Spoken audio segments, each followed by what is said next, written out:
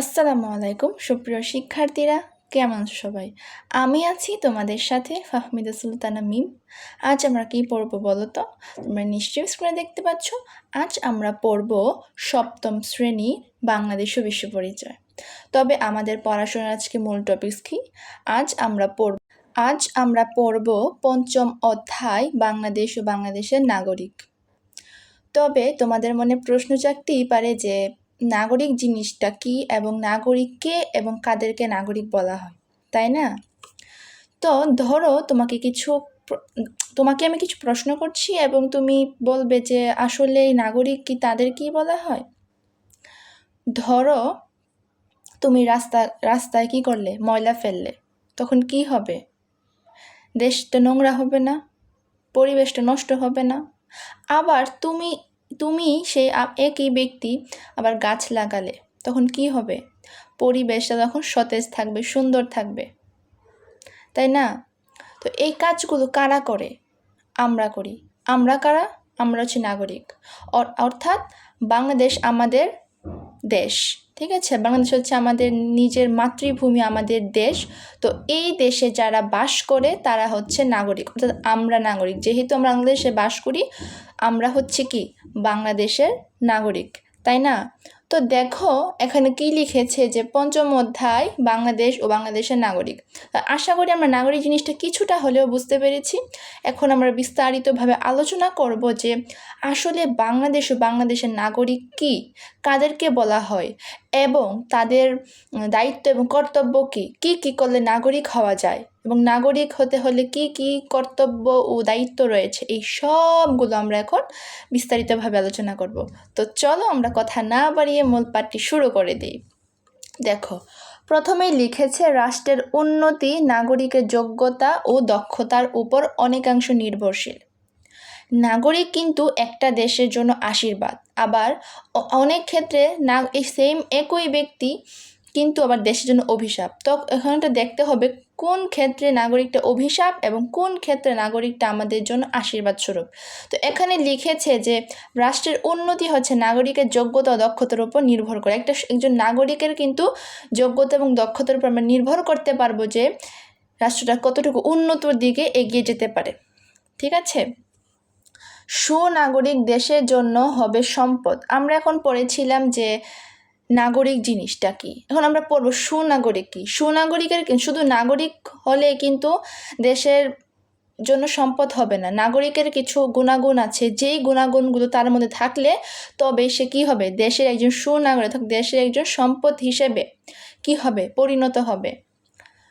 আর তা না হলে দেশ হবে কি বাধাগ্রস্ত, কারণ দেশের জন্য আমাদের কিছু দায়িত্ব এবং কর্তব্য হচ্ছে। তো সেই মোতাবেক আমরা বুঝতে পারবো যে এই নাগরিকটা আমাদের দেশের জন্য কি অভিশাপ নাকি আশীর্বাদ স্বরূপ। দেশের অগ্রগতি মানে সামনের দিকে এগিয়ে যাওয়া, ঠিক আছে? দেশের অগ্রগতি ব্যর্থতা মানে পিছিয়ে যাওয়া নির্ভর করে নাগরিকের সততা, দক্ষতা এবং দায়িত্ব কর্তব্য পালনের উপর। এটা কিন্তু জ্ঞানমূলক আসতে পারে যে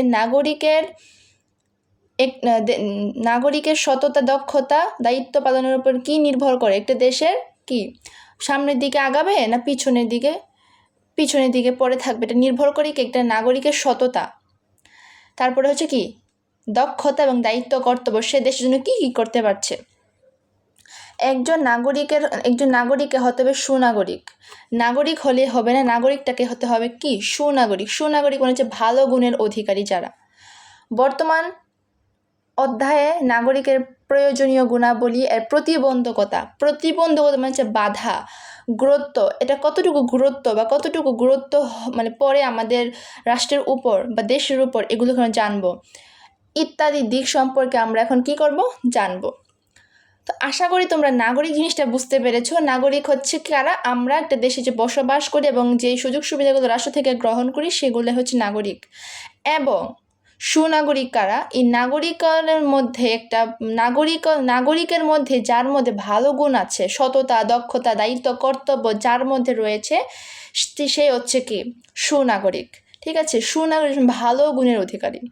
আশা করি তোমরা নাগরিক এবং সুনাগরিক বিষয়টা বুঝতে পেরেছো।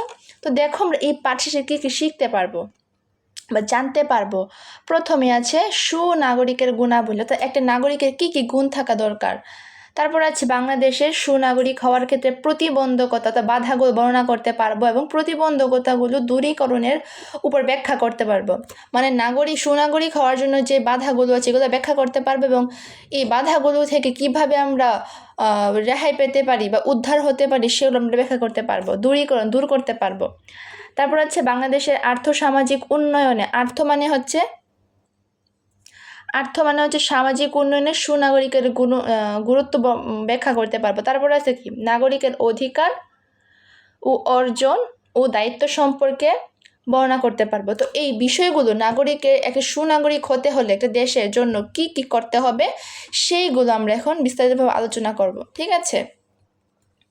তো দেখো প্রথমেই আছে সুনাগরিকের গুণাবলী, অর্থাৎ একজন ভালো গুণের অধিকারী কি কি গুণ থাকা দরকার। একজন একটা ভালো নাগরিকের কি কি গুণ থাকলে সেই সুনাগরিক হিসেবে পরিগণিত হবে সেই বিষয়গুলো আমরা এখন জানবো, ঠিক আছে? দেখো, একটি দেশের প্রকৃত উন্নয়নের জন্য প্রয়োজন হচ্ছে সুনাগরিক। একটা দেশ উন্নত দিকে আগানোর জন্য দরকার সুনাগরিক। আমরা পড়েছিলাম যে সুনাগরিক কারা, ভালো গুণের অধিকারী।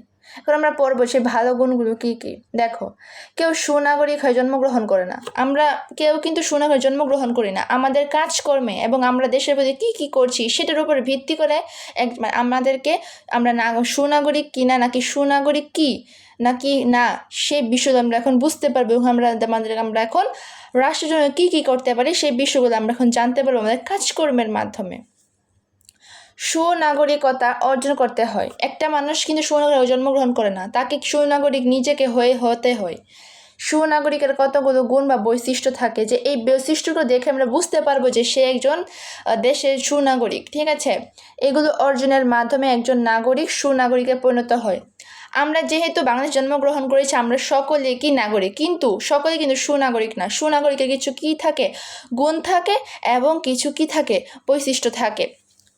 রাষ্ট্রবিজ্ঞানীদের মতে, কাদের মতে? রাষ্ট্রবিজ্ঞানীদের মতে সুনাগরিক হতে হলে একজন নাগরিককে 3টি মৌলিক গুণের অধিকারী হতে হয়। এটা কিন্তু এমসিকিউ বা জ্ঞানমূলক আসতে পারে যে সুনাগরিক হতে হলে একজন নাগরিককে কয়টি মৌলিক গুণের অধিকারী হতে হয়? কয়টি? 3টি। আমার সাথে বলো, কয়টি? 3টি। এই 3টি কিগুলো? প্রথমে আছে বুদ্ধিমত্তা, অর্থাৎ তার জ্ঞান বুদ্ধি দিয়ে সে বুঝতে হবে যে কোনটা ভালো কোনটা খারাপ। আত্মসংযম, অর্থাৎ তুমি কিভাবে নিজের যে একটা সংযম, বিরত থাকা, অর্থাৎ ভালো খারাপ হতে তুমি কি করবে, নিজেকে বিরত রাখবে। বিবেক বিচার, এবং তুমি বিবেক বিচার দিয়ে বুঝতে পারবে যে কি করা উচিত এবং কি করা উচিত না। অর্থাৎ এই 3টা গুণ যদি তোমার মধ্যে থাকে তাহলে তুমি কি হবে, একজন সুনাগরিক হিসেবে পরিগণিত হবে এটা দেশের জন্য। তো এখন আমরা এগুলোর ব্যাখ্যা পড়বো যে বুদ্ধিমত্তা জিনিসটা কি, আত্মসংযম এবং বিচার বিবেক। প্রথমে আছে বুদ্ধিমত্তা। বুদ্ধিমত্তা মানে হচ্ছে জ্ঞান। তুমি জ্ঞান দিয়ে কি করবে, একটা রাষ্ট্রের কি কি করা উচিত এবং কি কি করা উচিত না এগুলো জানবে, এবং কি মাধ্যমে তুমি দেশের সুনাগরিক হিসেবে পরিণত হবে সেগুলো তুমি বুঝতে পারবে। তো প্রথমেই লিখেছি যে বুদ্ধিমত্তা নাগরিকের যে কোনো রাষ্ট্রের সবচেয়ে বড় মূল্যবান সম্পদ। বুদ্ধিমত্তা অর্জনের সবচেয়ে বড় উপায় হচ্ছে শিক্ষা লাভ করা বা শিক্ষা লাভ করে অর্জন করা। অর্থাৎ তুমি শিক্ষা গ্রহণ করার মাধ্যমে তুমি বুঝতে পারবে যে একটা রাষ্ট্রের জন্য তোমার কি কি করা উচিত। কারণ মানুষের ভালো গুণের অধিকারী হতে হলে এবং সুনাগরিক হতে হলে তাকে তার বুদ্ধিমত্তা দিয়ে কাজ করতে হবে এবং জ্ঞান অর্জন করতে হবে। কারণ সে যদি জ্ঞান অর্জন করে এবং বুঝতে শিখে, জানতে শিখে, তখন সেগুলো প্রয়োগ করতে পারবে দেশের জন্য।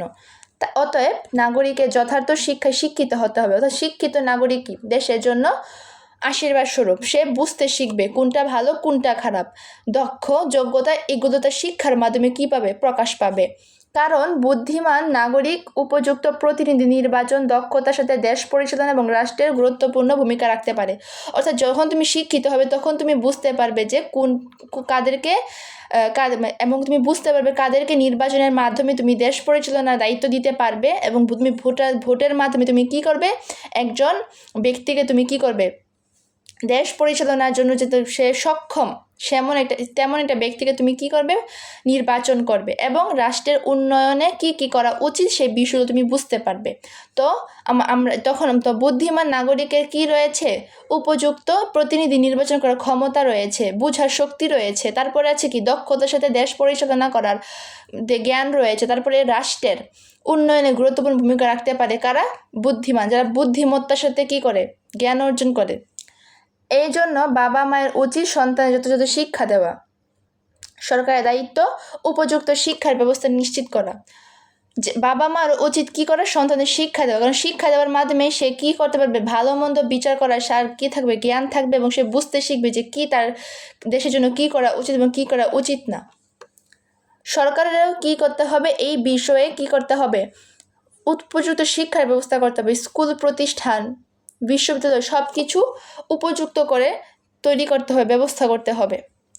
তারপর আছে আত্মসংযম মানে নিজের মানে নিজকে কি করা, ভালো মন্দ থেকে রক্ষা করা, অসৎ থেকে নিজেকে কি করা, হেফাজত করা। দেখো, সুনাগরিক আত্মসংযমী হতে হবে। সুনাগরিককে ভালো গুণের অধিকারী কি হতে হবে, আত্মসংযমী হতে হবে, ভালো কোনটা খারাপ কোনটা বিচার করার বা এটা বুঝার জ্ঞান তার থাকতে হবে। আত্মসংযম নাগরিককে অসৎ কাজ যেমন দুর্নীতি, স্বজনপ্রীতি, স্বার্থপরতা, পক্ষপাতিত্ব ইত্যাদি থেকে বিরত রাখে। অর্থাৎ সে যখন নিজের মানে, কারণ এক একজনের কী থাকে, এক একটা মতামত থাকে, আমারও একটা মতামত আছে, এখন আমি জানি তার মতামতটা খারাপ, কিন্তু আমি তো তার সাথে কী করব না, তাল দিব না। আমার যেটা মনে হবে যে না, এই কাজটা করলেই দুর্নীতি কমবে, স্বজনপ্রীতি বাড়বে, স্বার্থপরতা কী হবে, কমবে, এই কাজগুলো আমি নিজে থেকে করব, আমার নিজের যে বিবেক বুদ্ধি সেটা দিয়ে আমি কি করব, কাজগুলো করব। এবং যেগুলো ভালো না, দুর্নীতি, স্বজনপ্রীতি, তারপর স্বার্থপরতা, এই পক্ষপাতিত্ব মানে হচ্ছে মানে আমার জ্ঞান থাকা সত্ত্বেও আমি অন্যজনের পক্ষপাতিত্ব করছি এবং তার সাথে তাল মিলিয়ে চলছি, এগুলো যারা বিরত থাকবে তখনই সে কী হবে, সুনাগরিক হিসেবে পরিগণিত হবে। তো এই আত্মসংযম মানে হচ্ছে অসৎ কাজ থেকে নিজেকে বিরত রাখা, ঠিক আছে, দেশ ও সমাজের স্বার্থে কাজ করতে ও নিয়ম মেনে চলতে অনুসরণ করে। অর্থাৎ এই কাজগুলো বাদ দিয়ে আমার যেটা ভালো মনে হবে না, এই কাজগুলো করলে দেশের উন্নতি ঘটবে, সেই কাজগুলো আমি করব এবং খারাপ থেকে বিরত থেকে ভালো কাজগুলো গ্রহণ করার চেষ্টা করব, ঠিক আছে। তাই আত্মসংযম ছাড়া সুনাগরিক হওয়া সম্ভব না, ঠিক আছে। তারপরে দেখো, আত্মসংযমী নাগরিক মেনে চলে, অন্যের মতামতকে শ্রদ্ধা করে, দেশের স্বার্থকে নিজের স্বার্থের চেয়ে বেশি গুরুত্ব দেয়। যারা আত্মসংযমী, যারা কি আত্মসংযমী মানে হচ্ছে যারা নিজের জ্ঞান বুদ্ধিতে চলতে পারে, তারা কি করে, ভালো মন্দ মেনে চলে, তারপর যে অন্যের মতামতকে শ্রদ্ধা করে।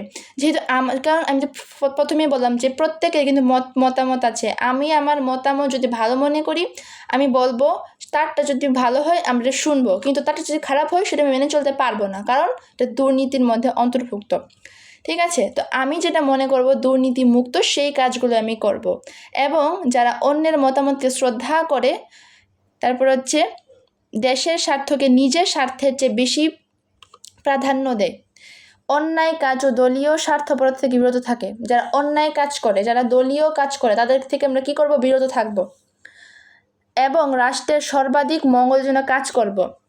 আমরা কি করব না, যেটা অপরাধ সেটাকে আমরা মানে অপরাধকে আমরা ভালো বলে চালিয়ে দিব না, অপরাধ মানে অপরাধ, দুর্নীতি মানে দুর্নীতি, ঠিক আছে। এগুলো থেকে আমরা সবসময় কী থাকবো, বিরত থাকবো এবং থাকার চেষ্টা করব সবসময়। সুনাগরিকের এই সকল কর্মকাণ্ড রাষ্ট্রের অগ্রগতির জন্য সহায়ক। অর্থাৎ তুমি যদি এই কাজগুলো বাদ দিতে পারো, দুর্নীতি, স্বার্থপরতা, পক্ষপাতিত্ব, এই কাজগুলো যখন তুমি বাদ দিতে পারবে তোমার মন থেকে, তখনই তুমি কি হবে, দেশে একজন সুনাগরিক হিসেবে পরিণত হবে। তারপর আছে বিবেক বিচার, অর্থাৎ তুমি বিবেকের মাধ্যমে তুমি কাজটা সঠিক নাকি সঠিক না তা বিচার করবে। দেখো, বিবেক বিচার বলতে বোঝায় ভালো মন্দ জ্ঞান, দায়িত্ব কর্তব্যের জ্ঞান। অর্থাৎ তুমি বিচার বিবেক দিয়ে বুঝবে এটা ভালো না খারাপ, এটাকে করা উচিত নাকি উচিত না, কোনটা দায়িত্ব কোনটা কর্তব্য, তুমি কি করবে, বিবেক বিচার দিয়ে কি করবে, সমাধান করার চেষ্টা করবে। একজন নাগরিককে শুধু বুদ্ধিমান আত্মসংযমী হলে চলবে না, যে কোনো কাজ সম্পন্ন করে তাকে ভাবতে হবে কাজটি ভালো না মন্দ, তুমি জ্ঞান দিয়ে কাজটা করে ফেললে হবে না, তুমি দূরে থাকলে হবে না। কিন্তু এই দুইটার সমন্বয়ে তোমাকে তুমি বুদ্ধিমত্তা এবং আত্মসংযম এই দুইটা মিলিয়ে তোমাকে চিন্তা করতে হবে আসলে কি আমি যে কাজটা করছি বা এই বিষয় থেকে দূরে থাকছি, এই বিষয় থেকে যে করছি আসলে কি ভালো। তোমার বিচার এবং বিবেক তুমি চিন্তা করবে, ঠিক আছে? মন্দ কাজটি পরিহার করে ভালো কাজটি করতে হবে। এছাড়া সমাজ বা রাষ্ট্রের যে কোনো সমস্যার সমাধান করতে হলে নাগরিককে তার বিবেক দিয়ে সঠিক সিদ্ধান্ত নিতে হবে। বিবেক হলো সুনাগরিকের জাগ্রত শক্তি, জ্ঞানমূলক আসলে বিবেক কি? বিবেক হচ্ছে সুনাগরিকের জাগ্রত শক্তি, অর্থাৎ নাগরিককে বুঝতে শেখায় যে কোনটি করা উচিত এবং কোনটি করা উচিত না। অতএব নাগরিক নিজ বিবেকবান হতে হবে, অর্থাৎ নাগরিকের নিজের বিবেকবান হতে হবে। অন্য কেউ তোমাকে এটা বললো যেটা ভালো, এটা করে ফেলেন, তুমি করবে না। তোমার বিবেকে যদি সায় না দেয় তুমি সেই কাজটা করবে না, এবং তুমি বিবেক দিয়ে বোঝার চেষ্টা করবে যে আসলে কি কাজটা ভালো নাকি মন্দ। তবে তুমি কি হবে? দেশের সুনাগরিক হিসেবে পরিণত হবে। অন্যদের বিবেক বুদ্ধি সম্পন্ন হতে উৎসাহিত করবে, অর্থাৎ তুমি যে কাজটা করছো তোমার যদি মনে হয় কাজটা ভালো, তখন অন্যকে উৎসাহিত করবে তুমি কাজটা করতে পারো, করলে তোমার জন্য ভালো হবে। উল্লেখিত গুণগুলো ছাড়া সুনাগরিকের আরও কতগুলো গুণ থাকা প্রয়োজন, যেমন সুনাগরিককে দেশের শাসন ব্যবস্থা সম্পর্কে জানতে হবে। একজন সুনাগরিককে জানতে হবে দেশের শাসন ব্যবস্থা কেমন হওয়া উচিত এবং কেমন হলে একটা দেশ উন্নতির দিকে এগিয়ে যাবে। অন্যের প্রতিবাদ করার মতো মনোভাব থাকতে হবে। ধরো যে তোমাকে দুর্নীতি করার জন্য টাকা দিল, তুমি টাকাটা খেয়ে ফেললে, তখন তুমি কি ওই দুর্নীতির সাথে সম্পৃক্ত হলে। এখন তোমাকে কেউ দুর্নীতি করার জন্য টাকা দিল, তুমি টাকাটা খেলে না, হ্যাঁ, তখন তুমি দুর্নীতির জন্য প্রতিবাদ করলে এবং সেই প্রতিবাদ করার মনোভাবটা থাকতে হবে, তখন তুমি কি হবে? দেশের সুনাগরিকে পরিণত হবে। আইন শৃঙ্খলা মানতে হবে, আত্মবিশ্বাসী হতে হবে, বা নিজের প্রতি বিশ্বাস থাকতে হবে, দৃঢ় মনোভাবের অধিকারী হতে হবে এবং দেশের স্বার্থকে বড় করে দেখতে হবে। অর্থাৎ ধরো তুমি দুর্নীতি, একটু উদাহরণটা দিলাম যে দুর্নীতি, তুমি অন্যজন থেকে দুর্নীতি করার জন্য টাকা খেলে, হ্যাঁ, তোমার কিন্তু টাকাটা খেলে লাভ হবে, কিন্তু তুমি যদি দেশের চিন্তা করো যে না দেশের ক্ষতি হয়ে যাবে, দুর্নীতি যদি প্রতিনিয়ত বেড়ে চলে তাহলে কি হবে? দেশে বিশৃঙ্খলা দেখা দিবে, তারপর হচ্ছে কলহ, তারপর ঝগড়া, তারপর হচ্ছে কি মারামারি কাটাকাটিও দেখা দিবে। যখন তুমি ভাববে যে না এগুলো দেশে প্রতিনিয়ত বেড়ে চলবে, তখন তোমার বিবেক বিচারে তুমি কি করবে যে না এই কাজগুলো করা উচিত হবে না। তখন তুমি নিজের স্বার্থটাকে না দেখে দেশের স্বার্থটাকে দেখবে যে না আমি যদি এটা না করি তাহলে দেশটা কি হবে? ভালোর দিকে এগিয়ে যাবে, উন্নতির দিকে এগিয়ে যাবে এবং দেশটা কি হবে? দুর্নীতিমুক্ত হবে। তখন তুমি একজন দেশের সুনাগরিক হিসেবে কি হবে? পরিগণিত হবে। এতক্ষণ আমরা সুনাগরিকের গুণাবলী সম্পর্কে জানলাম। সুনাগরিক দেশের হচ্ছে মূল্যবান সম্পদ। উপযুক্ত সার, মাটি এবং পরিচর্যা ছাড়া যেমন গাছ ভালোভাবে বাড়তে পারে না, তেমনি সুনাগরিকের মধ্যে একজন এসবের গুণের অভাব হলে দেশ ভালোভাবে চলতে পারবে না। ওই যে এখন গাছের উদাহরণটাতে কি বুঝিয়েছে, ধরো তুমি একটা গাছ লাগিয়েছো, গাছটা লাগিয়ে গাছে কি দিলে না? উপযুক্ত সার দিলে না, তারপরে গাছটা পরিচর্যা করলে না, গাছে পানি দিলে না, গাছটাকে বেড়ে উঠবে? গাছটা তো মরে যাবে। তো তেমনইভাবে একজন সুনাগরিকের যদি ভালো মন্দ বোঝার জ্ঞান না থাকে, বুদ্ধিমত্তা না থাকে এবং নিজেকে ভালো মন্দ থেকে বিরত রাখার জ্ঞান না থাকে এবং কোন কাজটা করা উচিত এবং কোন কাজটা করা উচিত না সেইগুলো যদি তার মধ্যে না থাকে, তাহলে সে কি হবে না? দেশে সুনাগরিক হিসেবে পরিগণিত হবে না।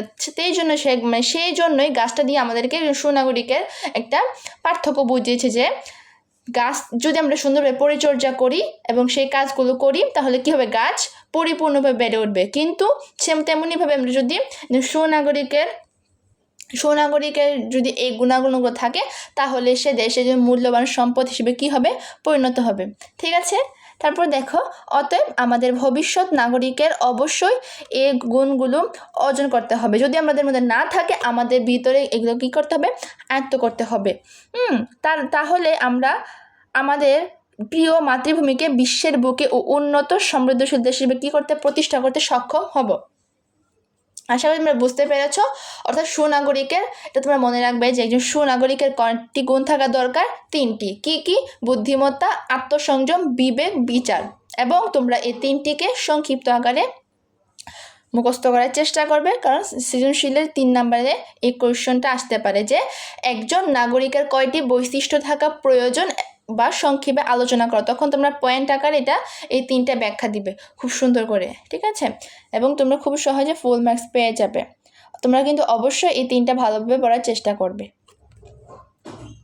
তারপরে আছে বাংলাদেশের সুনাগরিকতার প্রতিবন্ধকতা, অর্থাৎ সুনাগরিক হওয়ার কিছু বাধা রয়েছে।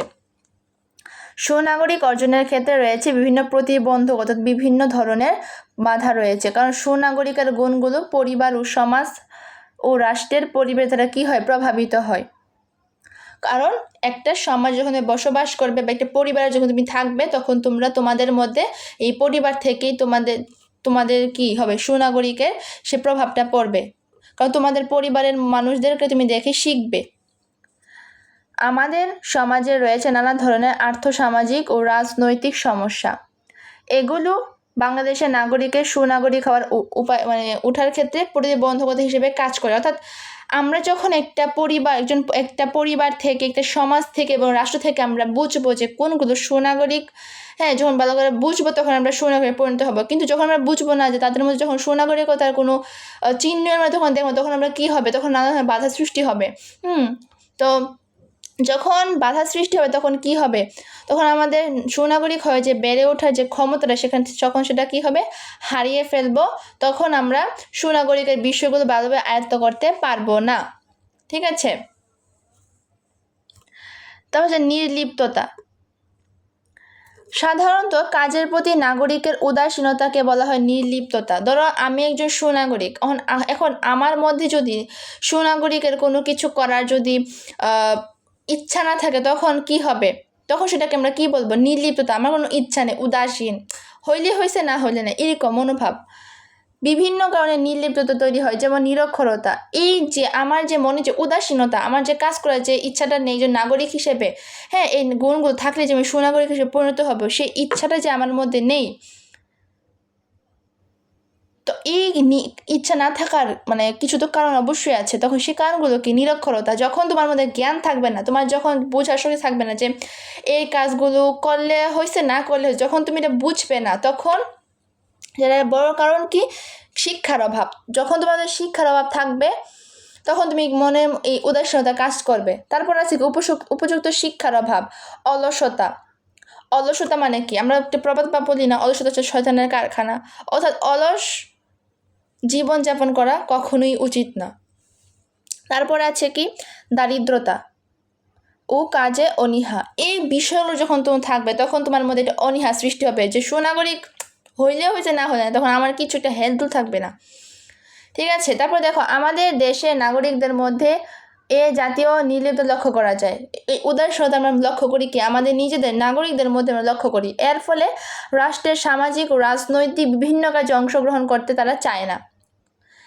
তখন তারা বুঝেই না যে নাগরিকের জন্য কি কি হইলে সে নাগরিক হবে এবং দেশটা উন্নতির দিকে এগিয়ে, যখন তারা বুঝে না, তখন তারা কী করবে, কিভাবে তারা অংশগ্রহণ করবে, তখন তাদের মধ্যে অনীহা দেখা দেয়। এমনকি নাগরিক হিসেবে নাগরিকের দায়িত্ব কর্তব্য তারা কী করে না, পালন করে না। তারপর হচ্ছে ব্যক্তি স্বার্থ, তাদের নিজেদের যে স্বার্থটা সেটা তার বড় মনে করে দেখে। এটি সুনাগরিকের অর্জনের আরেকটি বড় অন্তরায় হচ্ছে বাধা, ব্যক্তিগত বাধা যেটাকে বলে। ব্যক্তির স্বার্থপরতার ফলে ব্যক্তি নিজের স্বার্থকে দেশের স্বার্থে যে বড় করে দেখে। ওই যে একটু আগে উদাহরণ দিলাম না, দুর্নীতির উদাহরণটা, যে আমাকে সে টাকা খাওয়ালো, আমি এটা কিন্তু যখন সে দুর্নীতি করবে, টাকা খাওয়ালে আমারই কিন্তু লাভ, আমি কি করেছি, টাকা পেয়েছি, কিন্তু তখন তা কী হবে, দেশের জন্য ক্ষতি হয়ে যাবে, কারণ দুর্নীতিটা তখন বেড়ে চলবে। যখন আমি দেশের কথা না ভেবে টাকাটা খাবো, তখন কি হবে, দুর্নীতিটা বেড়ে যাবে। এবং আমি কি করেছি, দেশের স্বার্থ থেকে নিজের স্বার্থটাকে দেখেছি, ব্যক্তির স্বার্থটা। তো সেটাই বলছে যে কিন্তু ব্যক্তির স্বার্থ ফলে কি হয়, ব্যক্তি নিজের স্বার্থকে বড় মনে করে দেখে। এর ফলে নাগরিক সহজে দুর্নীতি, স্বজনপ্রীতি ও পক্ষপাতিত্বে হয়ে থাকে, যে একটু তোমার উদাহরণটা দিলাম। এই কারণেই নির্বাচনের সময় যোগ্য লোকটিকে ভোট না দিয়ে দলীয় ব্যক্তি স্বার্থ বিবেচনা করে ভোট দেয়। অর্থাৎ একজন মানুষের, সুনাগরিকের সকল বৈশিষ্ট্য আছে, কিন্তু সে দুর্নীতির কারণে সে কি হচ্ছে, সে যোগ্যতাটা পাচ্ছে না। যারা দুর্নীতি করছে, যার যোগ্যতা নেই, তারা কি হচ্ছে, সেই যোগ্য স্থানে বসে যাচ্ছে, সেই যোগ্য স্থানে বসছে, তখন কি হবে? দেশ উন্নতির জায়গায় কি আরও নিচের দিকে নেমে যাবে। উপযুক্ত প্রার্থীকে ভোট দিয়ে নিজ নিজ আত্মীয় পরিজনকে চাকরি দেয়। দুর্নীতির ফলে কি হয়? যাদের যোগ্যতা নেই তারা যেহেতু দুর্নীতিটাকে বড় মনে করেছে, এবং যাদের যোগ্যতা নেই তারা কি হচ্ছে, ওই যে অযোগ্য ব্যক্তিকে কি করেছে তারা মানে বসিয়েছে দেশ পরিচালনার জন্য। তখন ওই ব্যক্তি যত আত্মীয় স্বজন আছে যোগ্যতা না থাকার পরে তারা কি হচ্ছে, বড় বড় পদে চাকরি পাচ্ছে, আর যারা যোগ্যতা আছে তারা কি করতে পারছে না, চাকরি করতে পারছে না। স্বজনপ্রীতি ও আর্থিক অনিয়ম করে, এই সব কিছু সুনাগরিকের প্রতিবন্ধকে, এই সব কিছু হচ্ছে সুনাগরিকের বাধা। কারণ যোগ্যতা থাকার পর আমি যোগ্য স্থানে অবস্থান করতে পারছি না, যেতে পারছি না, যারা অযোগ্য তারা যেতে পারছে, তো এটা একটা দেশের জন্য কি, সুনাগরিক হওয়ার জন্য একটা বাধা। এই ধরনের কর্মকাণ্ড রাষ্ট্রকে ক্ষতিগ্রস্ত করে। তারপরে আছে কি, দলীয় গোষ্ঠীতান্ত্রিক মনোভাব। গণতান্ত্রিক শাসন ব্যবস্থা রাজনৈতিক দ্বন্দ্ব ছাড়া কার্যক্রম থাকে না, ফলে শাসন ব্যবস্থা এক ধরনের দলীয় মনোভাব কি হয়, সৃষ্টি হয়। দলীয় মানে হচ্ছে নিজেদের মধ্যে যে আলোচনাটা।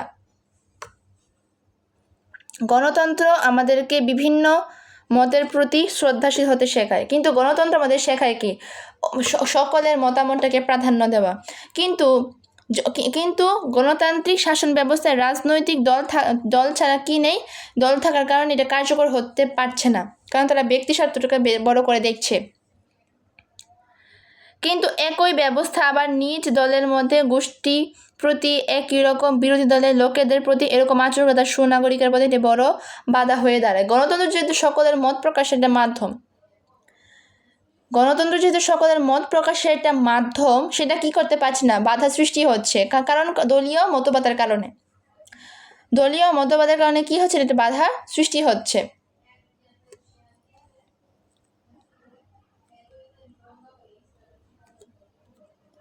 তারপরে আছে অজ্ঞতা ও নিরক্ষরতা। অজ্ঞতা মানে জ্ঞান নেই, নিরক্ষরতা মানে তার কি নেই, মানে শিক্ষার অভাব।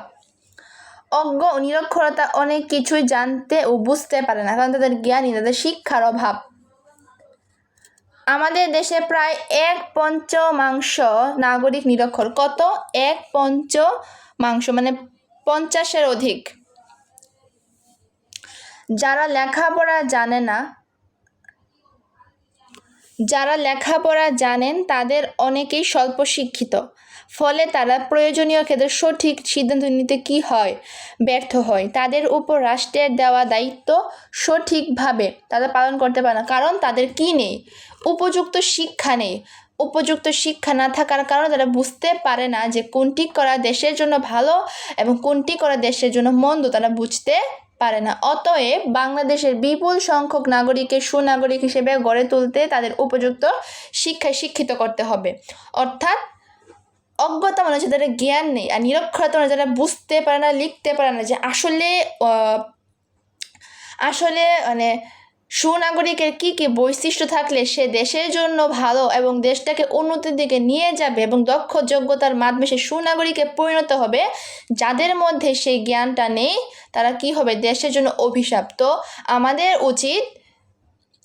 আমাদের উচিত যে একজন সুনাগরিক হিসেবে গড়ে তোলার জন্য তাদের উপযুক্ত শিক্ষার ব্যবস্থা করা, তখনই তারা কি হবে, দেশের শিক্ষিত নাগরিক হিসেবে গড়ে উঠবে।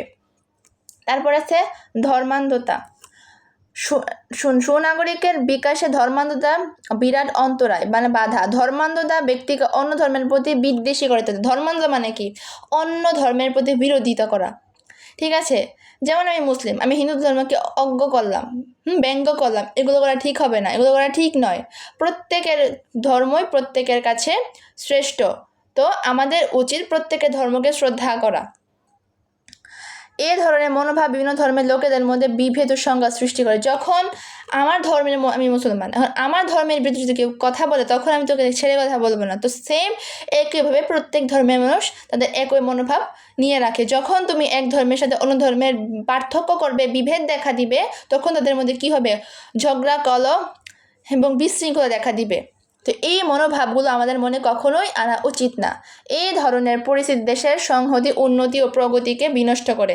তো এগুলো আমাদের দেশটাকে কী করে, উন্নতির দিকে এবং সুনাগরিকতার যে গুণ থাকা দরকার এগুলোকে কী করে, বিনষ্ট করে দেয়। তো আমাদের সকলের উচিত কী করা, প্রত্যেক ধর্মকে ধর্মের প্রতি শ্রদ্ধা করা এবং আমরা একত্রিত হয়ে এবং সুনাগরিকের যা যা গুণ থাকা দরকার সেই মোতাবেক কাজ করা এবং দেশটাকে উন্নতির দিকে নিয়ে যাওয়া। তবে কি হবে, দেশ এই যে সুনাগরিকের প্রতি সন্তুষ্ট থাকতে পারবে এবং একটা সুনাগরিক দেশের জন্য আশীর্বাদ স্বরূপ।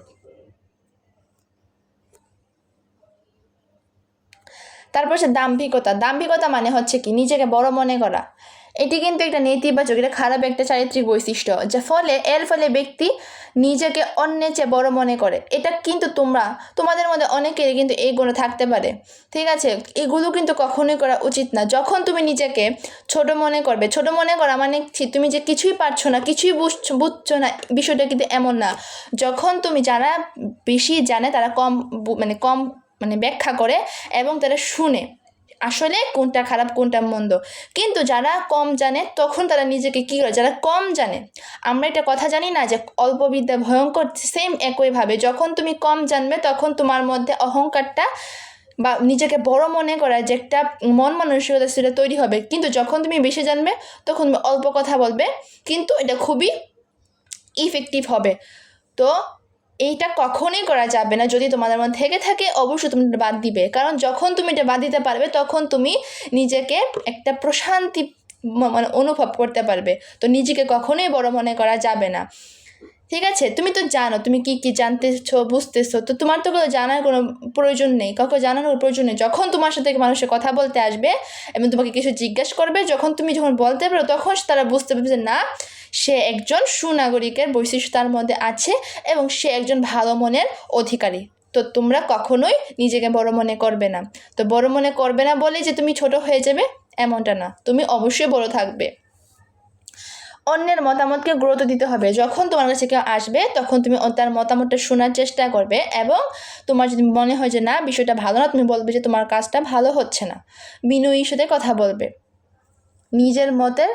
নিজের মতামতকে অন্য চাপিয়ে দিবে না। ধরো তুমি এটা মত প্রকাশ করলে তোমার বন্ধুকে, সেটা মেনে নিতে পারছে না, তো তুমি চাইলেই কিন্তু তার উপরে চাপিয়ে দিতে পারো না, কারণ তারও মত প্রকাশ করার অধিকার আছে। তো এটা কখনোই করা যাবে না। এই ধরনের মানসিকতা সুনাগরিকের প্রতি বিরাট বাধা। যখন তুমি এইসব কাজগুলো করবে তখন তুমি সুনাগরিক হতে পারবে না।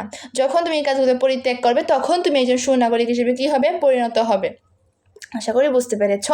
তবে সাম্প্রতিকতা, একটি সংখ্যাগরিষ্ঠ ধর্মের আধিপত্য মানে হচ্ছে একটা দেশের প্রতি অন্য দেশে যে একটা প্রভাব বিস্তার করার যে বিষয়টা। একটি সংখ্যাগরিষ্ঠ মানে হচ্ছে সংখ্যা যারা বেশি থাকে এবং সম্প্রীতি মনোভাব তৈরি করা। সংখ্যালঘিষ্ঠ লোকেদের মধ্যে এই মনোভাব তৈরি হতে পারে যদি তাদের ধর্মকে অন্য ধর্মের যে একমাত্র সত্য হিসেবে বিশ্বাস করে। ফলে বিভিন্ন সম্প্রদায়ের মধ্যে বিভেদ অশান্তি বিরাজ করবে। এটা কি বলছে যে ধরো একটা সংখ্যাগরিষ্ঠ মানে হচ্ছে একটা বেশি একটা অধিক সংখ্যক যেটা জনগোষ্ঠী, তুমি কি করতে পারবে না, তোমার মনোভাবটা অন্য একটা ধর্মের উপর চাপিয়ে দিতে পারবে না। তখন তুমি যখন চাপিয়ে দিবে তখন কি হবে, তোমার মধ্যে অশান্তি বিভেদ দেখা দিবে। তো এই কথাটাই বলছে যে সংখ্যালঘিষ্ঠ কম লোকেরা যখন এই মনোভাব তৈরি করতে পারে যদি তারা তাদের ধর্মকে অন্য ধর্মের যে একমাত্র সত্যি হিসেবে কী করে বিবেচনা করে, ফলে দেশের বিভিন্ন সম্প্রদায়ের মধ্যে বিভেদ ও অশান্তি বিরাজ করবে। তোমার ধর্ম যেমন তোমার কাছে সত্য, অন্য ধর্মের কাছে সত্য, ঠিক আছে? সেটাই বলছেন। তারপর দেখো অর্থনৈতিক অনগ্রসরতা। অর্থনৈতিক দিক থেকে কি ভালো না। বাংলাদেশ হচ্ছে একটি উন্নয়নশীল দেশ। এদেশে প্রায় 20 ভাগ দারিদ্র সীমার নিচে বসবাস করতে। দরিদ্র মানে হচ্ছে গরিব আর কি। দারিদ্রতার কারণে আমাদের দেশে প্রায় 1/5 লোক লিখতে পারে না। এই দারিদ্রতার কারণে কি হচ্ছে, তারা উপযুক্ত শিক্ষা পাচ্ছে না। উপযুক্ত শিক্ষা না পাওয়ার কারণে তারা কি হচ্ছে, দারিদ্রতার কারণে তারা উপযুক্ত শিক্ষা পাচ্ছে না। ফলে তারা কি হচ্ছে, তারা লিখতে পড়তে পারছে না। তাদের জ্ঞান শক্তি এবং তারা বিবেক দক্ষতা তারা কিছুই বুঝতে পারছে না। ফলে তাদের বুদ্ধিমত্তা বিকাশ হয় না, কারণ তারা শিক্ষাই নেই। তারা বুঝবে কিভাবে কোনটা ভালো কোনটা খারাপ। তারা বুঝতেই পারে না, লিখতেও পারে না, শিখতে পারে না, কিছুই পারে না। তাদের বিবেক শুধু শুধু কাজ করে না, যা সুনাগরিকের জন্য অন্য বাধা। আমি ফার্স্টেই পড়েছি যে একজন সুনাগরিক হতে হলে তার 3টা বৈশিষ্ট্য থাকা দরকার। একটা হচ্ছে বুদ্ধিমত্তা, তারপরে হচ্ছে আত্মসংযম, বিচার বিবেক। এই 3টাই যদি তার মধ্যে না থাকে তাহলে সে কীভাবে সুনাগরিক হিসেবে পরিণত হবে? তো এই বাধাগুলো আমরা অবশ্যই পড়ে নিব। এটা সৃজনশীলের 4 নাম্বার প্রশ্নের জন্য খুবই গুরুত্বপূর্ণ। তোমাকে অধ্যাপকদের বলল যে তুমি দেশের একটি সুনাগরিকের বাধাগুলো কি কি তুমি এগুলো সংক্ষেপে আলোচনা করো, তখন তোমরা পয়েন্ট আকারে লিখবে। আমি তোমাদেরকে প্রত্যেকবার সেম কথা বলি, তোমরা যখন সৃজনশীল লিখবে গদবাধা লিখবে না, অনুচ্ছেদ আকারে তোমরা কি করবে, পয়েন্ট আকারে লিখবে। তখন স্যাররা কী করবে, বুঝতে শিখবে যে না সে বুঝতে পেরেছে পার্টটা, এবং তোমাদেরকে অল্প লেখার মধ্যে নাম্বারটা দিয়ে দিবে। ঠিক আছে, আশা করে বুঝাতে পেরেছি। তো তোমরা এই প্রতিবন্ধকতাগুলো বেশি না, মনে করো 4-5টার মতন বা সংক্ষিপ্ত আকারে যে মূল যে বিষয়টা তোমরা এটা লিখে ফেলবে। ঠিক আছে, সংক্ষেপে তোমাদের কাছে এই প্রতিবন্ধকতার মধ্যে যেই পয়েন্ট সোজা লাগবে 4-5টা বা 4টা, মিনিমাম 4টা তোমরা মুখস্থ করে নেবে সংক্ষিপ্ত আকারে। ঠিক আছে, তো দেখো তারপর আছে কি, তারপর আছে সুনাগরিকের প্রতিবন্ধক দূরীকরণের উপায়। এতক্ষণ আমরা পড়েছি যে সুনাগরিকের কি বাধাগুলো আছে, এখন আমরা পড়বো যে বাধাগুলো যেহেতু আছে এটা উত্তরণে বাঁচার উপায়ও তো আছে, তাই না? আমরা যেমন অসুস্থ হই, আমরা যেমন অসুস্থ হই, আমাদের সুস্থ হওয়ার জন্য তোমাদের ওষুধও আছে। তো সেম একইভাবে যেহেতু বাধা আছে তেমনি এর উপায়ও আছে। বাধা যেহেতু আছে এর উপায়ও আছে বাঁচার জন্য। তো প্রথমেই লিখেছে যে কি, উপযুক্ত শিক্ষা গ্রহণ করে দেশপ্রেমে উদ্বুদ্ধ হতে হবে। উপযুক্ত শিক্ষা গ্রহণ করতে হবে, কারণ শিক্ষা গ্রহণ না হলে তুমি বুঝতে পারবে না যে ভালো মন্দ কোনটা খারাপ, কোনটা ভালো, কোনটা করা উচিত, কোনটা করা উচিত না। তোমরা যদি শিক্ষা যদি না করো তোমরা বুঝতে পারবে না। কিন্তু তোমরা যদি উপযুক্ত শিক্ষা গ্রহণ করো তখন তোমরা বুঝতে পারবে যে না এটা করা ভালো, এটা করা ভালো না। তারপরে দেখো, সকল ধরনের অলসতা, নির্লিপ্ততা। অলসতা হচ্ছে কোনো কাজ না করা, নির্লিপ্ত হচ্ছে উদাসীনতা, কাজটা করার মধ্যে কোনো আগ্রহ সৃষ্টি না হওয়া। এগুলো কি করতে হবে, পরিহার করতে হবে। এবং দেশ কোনগুলো করলে দেশটা উন্নতির দিকে এগিয়ে যাবে সেই দিক সেটার প্রতি কী করা, আগ্রহ সৃষ্টি করা এবং অংশগ্রহণ করা। অংশগ্রহণ বলতে হচ্ছে ভোটদান অংশগ্রহণ করা। যদি আমরা উদাহরণ টেনে নিই, আমরা কী করবো, যে দেশ গঠনে অংশগ্রহণ করা হচ্ছে, তো আমরা একজন যোগ্য নাগরিক হিসেবে ভোটদান কী করব, ভোটদানে অংশগ্রহণ করবো এবং যোগ্য নাগরিককে আমাদের দেশ পরিচালনা করার দায়িত্ব দিব। কারণ দেশ পরিচালনা কিসের মাধ্যমে হয়, গণতান্ত্রিক, জনগণের মতামতের উপর ভিত্তি করে আমরা একজন প্রার্থীকে নির্বাচনে কী করে জয়ী লাভ করাই।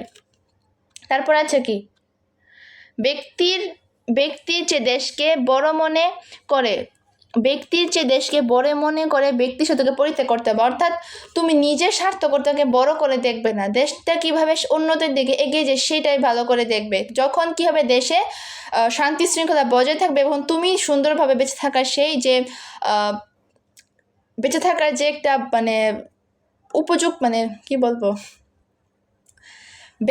যে একটা ভালো লাগা সেটা তুমি বুঝতে শিখবে।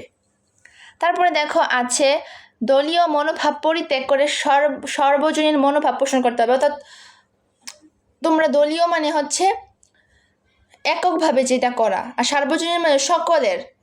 দলীয় হচ্ছে কয়েকজন, গোটা কয়েক, আর যখন সার্বজনীন হবে তখন সারা দেশের যখন তোমরা দলীয় মনোভাব পরিত্যাগ করবে এবং দেশের সকলের মনোভাবটাকে বুঝতে শিখবে এবং প্রাধান্য দিবে, তখন সেটা কী হবে, সুনাগরিকে পরিণত হবে এবং সুনাগরিক হওয়ার বাধা থেকে তুমি উত্তরণ হবে এবং তুমি বাঁচতে পারবে।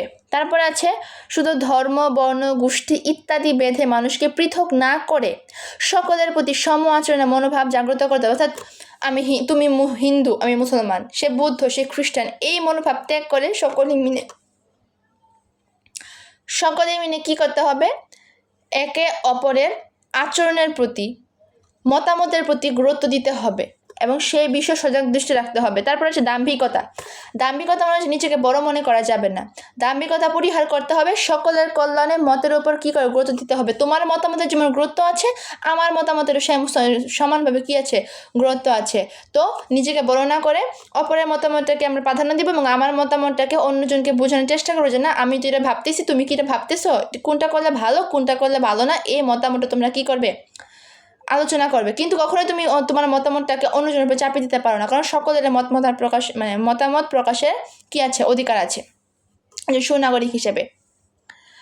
একজন মানুষও যদি কল্যাণকর মতামত প্রদান করে, সংখ্যাগরিষ্ঠতার জোর হয়ে তার মতামতকে স্তব্ধ করা যাবে না। ধরো আমার মতামতটা সঠিক এবং অনেকগুলো মানুষের মতামত দিয়েছে, তার মতামতটা ভালো না এবং দেশের জন্য ক্ষতিকর, এবং আমার মতামতটা সঠিক, এবং আমি কি করতে পারবো, সরি ধর আমার মতামতটা সঠিক, আর মানে মনে করো আমি একজন, আমার মতামতটা সঠিক ভালো, এবং আরও 5 জন আছে তার মতামতটা সঠিক না, এবং সে তাদের দলে 5 জন বেশি লোক আছে বলে যে আমার মতামতটাকে প্রাধান্য দিবে না, বিষয়টা এমন না। আমি যদি সঠিক হই, আমার মতামতটাকে অবশ্যই প্রাধান্য দিতে হবে, কারণ দেখবো যে কোন কাজটা 5 জন হোক আর 10 জন হোক সেটা কোনো বিষয় না, আমাকে দেখতে হবে যে কোন কাজটা করলে দেশটা উন্নতির দিকে যাবে এবং আমার মধ্যে সুনাগরিকের গুণাবলী বজায় থাকবে, সেই কাজগুলো আমি করব। সংখ্যায় বেশি হোক আর সংখ্যায় কম হোক সেটা কোনো বিষয় না। তারপর আছে দেখো, অর্থনৈতিক অনগ্রসরতা দূর করে সকলের জন্য সমমর্যাদাপূর্ণ পরিবেশ সৃষ্টি করতে হবে। অর্থনৈতিক অনগ্রসরতা মানে অর্থনৈতিক যে বিষয়টা, সেটাকে আমরা কি করব, দূর করব এবং সকলকে সমমর্যাদা এবং সকলের মর্যাদাকে আমরা কি করব, সমানভাবে গুরুত্ব দিব। ঠিক আছে, তো এই প্রশ্নটা কিন্তু সৃজনশীলের 4 নাম্বার আসতে পারে। 9 আসবে প্রতিবন্ধকতা দূরীকরণের উপায়। এই পয়েন্টগুলো 6টা পয়েন্ট আছে, তোমরা 6টা পয়েন্ট ভালোভাবে মুখস্থ করে নিবে এবং সুন্দর করে লিখে ফেলবে, সেম মানে যেভাবে পয়েন্ট আকারে আছে সেভাবে তোমরা লিখবে। তারপরে দেখো, পরিশেষে বলা যায় সুশিক্ষা ও স্বশিক্ষায় শিক্ষিত নাগরিক সকল ধরনের প্রতিবন্ধকতা কি করতে পারে, দূর করতে পারে। আশা করি বুঝতে পেরেছ। তারপর আছে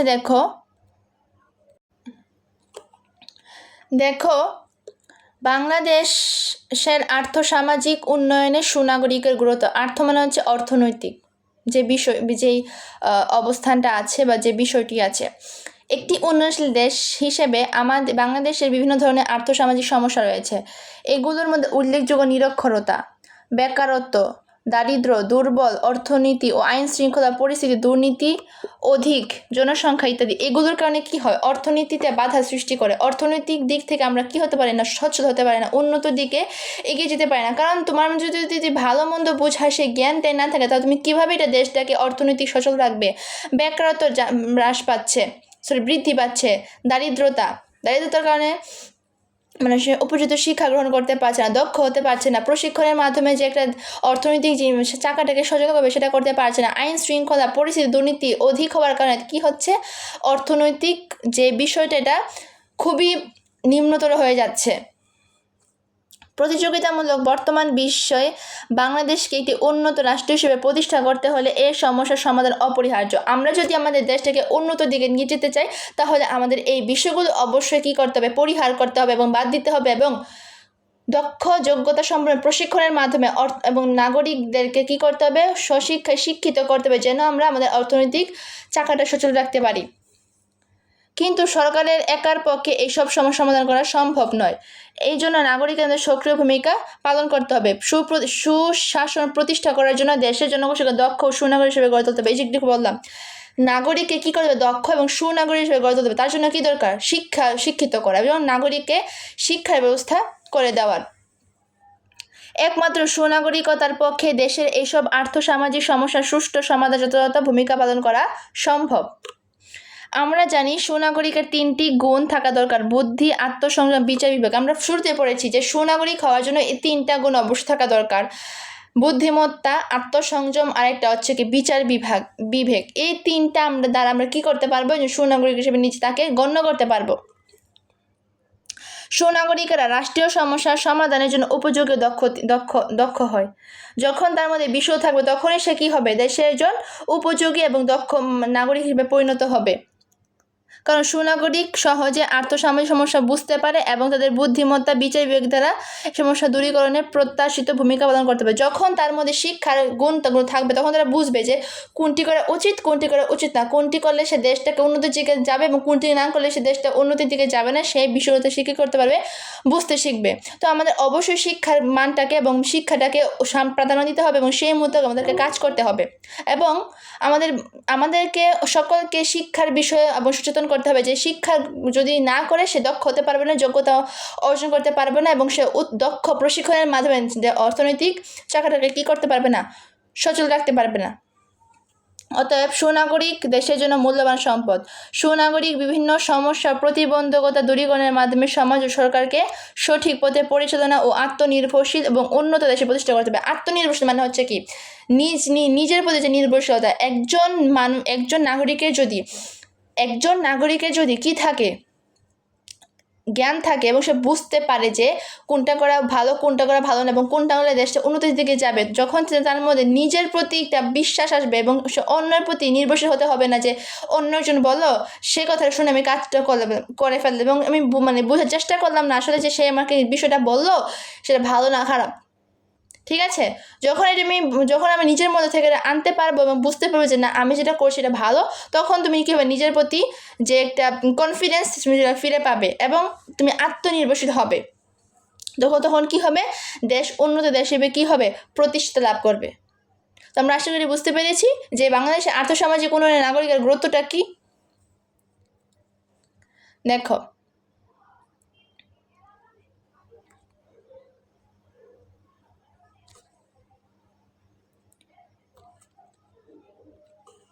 তারপরে আছে দেখো নাগরিকের অধিকার অর্জন ও অধিকার পালন। বিশ্বের সব দেশে নাগরিকের কাছ থেকে বিভিন্ন ধরনের অধিকার ভোগ করে। বিশ্বের সব দেশে নাগরিক রাষ্ট্রের কাছ থেকে কী করে, অধিকার ভোগ করে। যেহেতু রাষ্ট্রকে আমরা দিচ্ছি, রাষ্ট্র আমাদেরকে কী করবে, সেই সুযোগ সুবিধাগুলো ভোগ করার, সেই সুযোগ সুবিধাগুলো করে দিবে।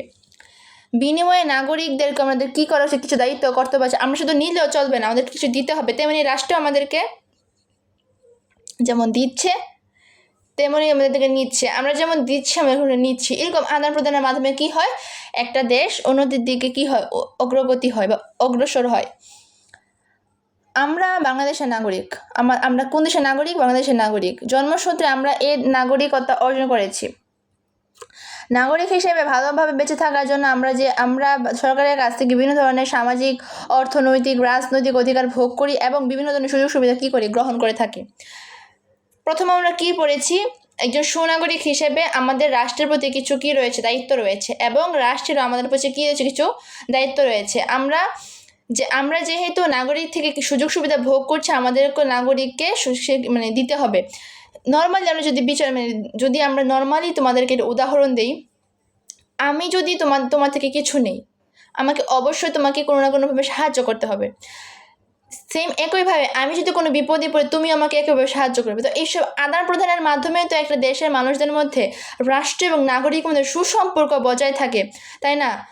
এবং আমরা যে দেশ থেকে যে সুযোগ সুবিধাগুলো ভোগ করছি, ভালোভাবে বেঁচে থাকার জন্য যে সুযোগ সুবিধাগুলো ভোগ করছি, তার পাশাপাশি আমাদেরও তো সরকারকে কিছু বা রাষ্ট্রকে কিছু দেওয়া উচিত। তো সেই কথাটাই বলছে যে আমরা যেহেতু ভোগ করছি, রাষ্ট্রকে আমাদের সেই কিছু দিতে হবে। ঠিক আছে, অর্থাৎ আদান প্রদানের মাধ্যমে রাষ্ট্র এবং জনগণের মধ্যে কী হবে এবং ভালোর সম্পর্ক বজায় থাকবে, সেটাই বলছে। তারপরে দেখো নাগরিকের অধিকার। নাগরিকের কী কী অধিকার রয়েছে। বাংলাদেশ সরকার পরিচালনার দলিল।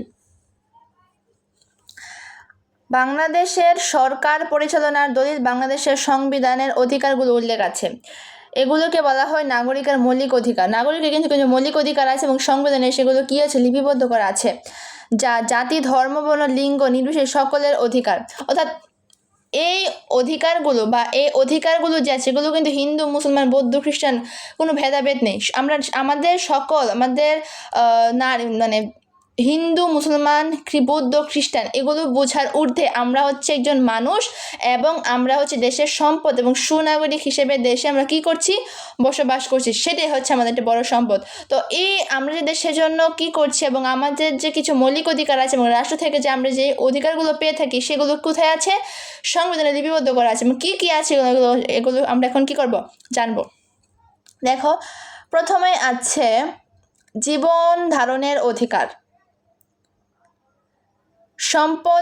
সম্পত্তির অধিকার, চলাফেরার অধিকার, তারপর হচ্ছে ধর্মচর্চার অধিকার, তারপর আছে কি চুক্তি করার অধিকার, চিন্তা ও বিবেকের অধিকার, সংবাদপত্রের অধিকার, সভা সমিতির অধিকার, তারপর আছে পরিবার গঠনের অধিকার, সংস্কৃতি ও ভাষার অধিকার, তারপর আছে কর্ম লাভের অধিকার, স্বাস্থ্য ও শিক্ষা লাভের অধিকার, তারপর হচ্ছে আইন মেনে চলার অধিকার, অর্থনৈতিক ও সামাজিক সুবিচার পাওয়ার অধিকার, তারপর আছে কি স্বাধীন মতামত প্রকাশের অধিকার, তারপর আছে রাষ্ট্রীয় পরিসরে প্রতিনিধি নির্বাচনের অধিকার। তখন কয়টা অধিকার পড়েছি? 16টা অধিকার পড়েছি। এবং তোমরা এই 16টা অধিকার খুব ভালোভাবে মনে রাখার চেষ্টা করবে, কারণ তোমাদের এমসিকিউতে আসতে পারে এগুলো কি অধিকার কিনা, তখন তোমরা এগুলো বলবে যে এগুলো আসলে অধিকার, এবং কোন কোন অধিকারগুলো তোমরা ভালোভাবে বুঝে ফেলবে এবং বারবার পড়ার চেষ্টা করবে। এগুলো বোঝানোর কিছু নেই, তোমরা অধিকারগুলো বারবার পড়বে এবং কোন অধিকারগুলো সংবিধানে লিপিবদ্ধ আছে, কারণ 16টা আছে এবং তোমরা 16টা কি পড়ার চেষ্টা করবে, মুখস্থ না হোক বাট বোঝার চেষ্টা করবে বা মনে রাখার চেষ্টা করবে। এইগুলো হচ্ছে নাগরিকের অধিকার, এবং নাগরিক অধিকারগুলো কোথায় সংরক্ষিত আছে? সংবিধানে। তারপরে আছে নাগরিকের ও দায়িত্ব ও কর্তব্য, এবং নাগরিকের কি দায়িত্ব, যেহেতু সংবিধানে নাগরিকের অধিকারগুলো আছে, তো নাগরিক তার কিছু দায়িত্ব কর্তব্য আছে রাষ্ট্রের প্রতি, সেই দায়িত্ব কর্তব্যগুলো কি কি? রাষ্ট্রের কাছ থেকে উল্লেখিত অধিকার অর্জনের পাশাপাশি রাষ্ট্রের প্রতি নাগরিকের কিছু কতগুলো দায়িত্ব কর্তব্য আছে। যেহেতু রাষ্ট্র আমাদের কিছু অধিকার দিয়েছে এবং অধিকার ভোগ করার যে কিছু সংবিধানে কিছু উল্লেখ করে দিয়েছে, তো আমাদেরও তো রাষ্ট্রের প্রতি কিছু দায়িত্ব বা কিছু কর্তব্য আছে, সেই কর্তব্যগুলো আমি এখন জানবো। আমাদের কি দায়িত্বগুলো আছে? প্রথমে আছে রাষ্ট্রের প্রতি আনুগত্য, তারপর হচ্ছে রাষ্ট্রের আইন মেনে চলা, অর্থাৎ কোনগুলো ভালো মন্দ এবং কোনগুলো অপরাধ এগুলো মেনে চলা। তারপর আছে ভোটাধিকার প্রয়োগ করা, নিয়মিত কর দেওয়া, সরকারি কাজ সুষ্ঠুভাবে সম্পাদন করা, সন্তানদের শিক্ষাদান করে। ঠিক আছে, এইগুলো কি? এগুলো হচ্ছে আমরা নাগরিক হিসেবে রাষ্ট্রের প্রতি কি দায়িত্ব কর্তব্য। ঠিক আছে, এগুলো মনে রাখবে। কয়টা দিয়েছে? 6টা দিয়েছে। 6টা তোমরা মনে রাখার চেষ্টা করো, এগুলো কিন্তু এমসিকিউতে আসতে পারে। তারপরে আছে নাগরিকের অধিকার ও কর্তব্যগুলো দেশের সকল নাগরিকের জন্য প্রযোজ্য। আমাদের যেমন কিছু অধিকার আছে, নাগরিকের যেই দায়িত্ব আমাদের তরফ থেকে যে রাষ্ট্রের প্রতি যে দায়িত্ব কর্তব্যগুলো আছে সেগুলো পালন করা কিন্তু আমাদের জন্য আবশ্যিক এবং প্রযোজ্য। এইসব অধিকার ছাড়া নাগরিক যথাযথ মানসিক বিকাশ সম্ভব নয়। তাই নাগরিক নিজে এই অধিকারগুলো ভোগ করবে এবং অন্য নাগরিক যাতে ভোগ করতে পারে সেগুলো সচেতন করতে হবে। আমাদের যে নাগরিকতার জন্য যে বিষয়গুলো রাষ্ট্র কর্তৃক আমাদের দিয়েছে সেগুলো আমরা নিজেরা ভোগ করার চেষ্টা করব এবং সকলকে এবং নাগরিককে সেগুলো যে সুন্দরভাবে ভোগ করতে পারে সেই বিষয়ে তাদেরকে সচেতন করব, এবং রাষ্ট্রের প্রতি যে আমাদের কিছু দায়িত্ব আছে সেগুলো পালন করার জন্য আমাদেরকে কী করব? তাদেরকে সচেতন করব। উদাহরণস্বরূপ, নাগরিক নিজে শিক্ষিত হবে এবং অন্যকে শিক্ষিত হওয়ার জন্য সহায়তা করবে। আমি শিক্ষিত হব এবং তোমাকে শিক্ষিত হওয়ার জন্য পরামর্শ দিব। প্রত্যেক নাগরিক নিজ ধর্ম পালন করবে, অন্য ধর্মের তাদের প্রতি ধর্ম বাধা দিতে পারবে না। ধরো আমি মুসলমান, আমি আমার ধর্ম সুন্দরভাবে পালন করব, তুমি হিন্দু বলে তোমার ধর্মে বাধা দেব, এমনটা করা যাবে না। প্রত্যেকে নিজ ধর্ম কী করবে? সুন্দরভাবে পালন করবে, কেউ কারো ধর্মে হস্তক্ষেপ করবে না। নাগরিক নিজে স্বাধীনতার মতামত প্রকাশ করবে। প্রত্যেকের কিন্তু মত প্রকাশের অধিকার রয়েছে। আমার মতামতের সাথে তোমার মতামত মিলবে না, তোমার মতামতের সাথে আমার মতামত মিলবে না, তো প্রত্যেকের কি রয়েছে? আলাদা মতামত রয়েছে। প্রত্যেকের মতামতকে আমাদের কী করতে হবে? শ্রদ্ধা করতে হবে, সম্মান করতে হবে, অন্যকে মত প্রকাশ সুযোগ দিতে হবে এবং তাদের মতামতকে কী করতে হবে? শ্রদ্ধা করতে হবে। জন্য একটু যে বললাম, এভাবে নাগরিক নিজের অধিকার ভোগের পাশাপাশি অন্যের অধিকার সমুন্নত রাখার এবং সহায়ক ভূমিকা পালন করতে হবে। এভাবে একে অপরের অধিকারটাকে বা দায়িত্ব কর্তব্যের সম্মান করতে হবে। কোনোভাবে একজনের অধিকার অন্যজনের উপর বা অন্যজনের অধিকার বা একজনের উপর চাপিয়ে দেওয়া যাবে না, এবং স্বাধীনতা ভঙ্গের কারণ যেন না হয় সেদিকে খেয়াল রাখতে হবে। আমরা একে অপরের কাজে কি করতে পারি না? হস্তক্ষেপ করতে পারি না, এবং আমার চিন্তাভাবনাটাকে তোমার উপর চাপিয়ে দিতে পারি না, এবং তোমার চিন্তাভাবনাটাকে আমার উপর তুমি চাপিয়ে দিতে পারো না। এইসব করলে কি হবে? নাগরিক যাতে বাধাগ্রস্ত না হয় সেদিকে আমাদেরকে খেয়াল রাখতে হবে। রাষ্ট্রের কাছ থেকে বিভিন্ন ধরনের অধিকার ভোগের পাশাপাশি নাগরিকের নিজ ও কর্তব্য পালনের সক্রিয় ভূমিকা পালন করতে হবে। আজকাল রাষ্ট্রের উন্নয়নে অধিকার ভোগের চেয়ে নাগরিকের কর্তব্য পালনে বেশি গুরুত্ব দিতে হবে। অর্থাৎ আমরা সরকার রাষ্ট্র থেকে কি পাবো, তার থেকে আমাদেরকে আমরা সুনাগরিক হিসেবে দেশের জন্য কি করছি সেটাকে কি করতে হবে, বড় করে দেখতে হবে, গুরুত্ব দিতে হবে আর কি। নাগরিককে তাই নিজের কর্তব্যগুলো ভালোভাবে জানতে এবং বুঝতে হবে, এবং আমার নাগরিক হিসেবে দেশের জন্য কি করা উচিত সেই বিষয়গুলো আমাদেরকে ভালোভাবে আয়ত্ত করতে হবে, বুঝতে হবে, শিখতে হবে, জানতে হবে। উদাহরণস্বরূপ, নাগরিক ও রাষ্ট্রের আইন শৃঙ্খলা মেনে চলতে হবে এবং কোনটি করা ভালো, কোনটি অপরাধ, কোনটি দুর্নীতি, কোনটি পক্ষপাতিত্ব, এই বিষয়গুলো আমাদেরকে ভালোভাবে বিশদভাবে জানতে হবে। কর্মক্ষেত্রে নিজ দায়িত্ব পালনে যথাযথ পালন করতে হবে, সন্তানকে ভবিষ্যতে শিক্ষিত করতে হবে, রাষ্ট্রের উন্নয়নে সহায়ক হতে হবে। অর্থাৎ আমাদেরকে দেশ সুনাগরিক হিসেবে কিন্তু আমাদের প্রথমত কাজ হচ্ছে শিক্ষিত করে তোলা, নিজে শিক্ষিত হবে এবং অপরকে শিক্ষা দানে আগ্রহী করে তুলব, উৎসাহিত করব।